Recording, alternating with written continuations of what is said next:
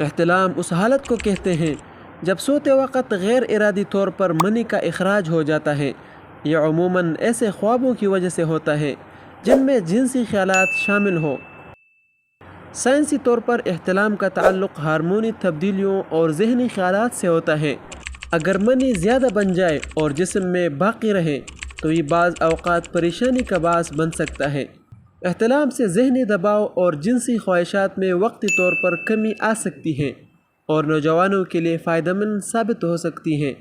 اسلام میں احتلام کو ایک فطری عمل سمجھا جاتا ہے اور اس پر کوئی گناہ نہیں ہے کیونکہ یہ نیند میں غیر ارادی طور پر ہوتا ہے۔ قرآن و حدیث میں کہیں بھی اس عمل کو ممنوع یا قابل سزا قرار نہیں دے دیا گیا۔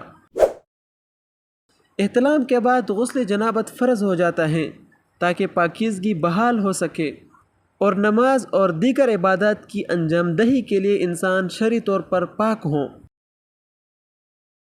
اگر کوئی شخص دن بھر جنسی خیالات میں مشغول رہے یا ایسے مواد دیکھیں جو جنسی جذبات کو بھڑکائیں تو نیند کے دوران بھی دماغ میں انہی خیالات کا اثر ہوتا ہے جس سے احتلام زیادہ ہو سکتے ہیں۔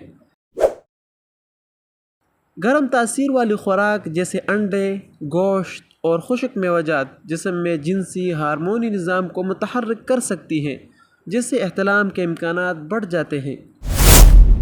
ذہنی دباؤ یا جسمانی تکن کی حالت میں نیند کے دوران دماغ جنسی خوابوں کی طرف زیادہ مائل ہو سکتا ہے جس کے نتیجے میں بار بار احتلام ہو سکتا ہے۔ کوشش کریں کہ دن کے وقت اپنے خیالات کو قابو میں رکھیں اور برے خیالات سے بچیں۔ ایسے مواد سے دور رہیں جو جنسی جذبات کو بھڑکاتے ہیں۔ روزانہ ورزش اور مثبت سرگرمیوں میں مشغول رہنے سے جسمانی توانائی مثبت طور پر استعمال ہوتی ہے جس سے جنسی خیالات اور احتلام میں کمی آتی ہے۔ سونے سے پہلے ذہن کو پرسکون کرنے کی کوشش کریں جیسے قرآن کی تلاوت کریں یا کوئی دعا پڑھیں تاکہ دماغ پر مثبت اثر ہو، اور دائیں کروٹ پر لیٹ کر سوئیں۔ احتلام کا بار بار ہونا جسمانی یا نفسیاتی وجوہات کا نتیجہ ہو سکتا ہے۔ اسلام ہمیں جسمانی اور ذہنی پاکیزگی کے ساتھ اعتدال پسند زندگی گزارنے کی تعلیم دیتا ہے۔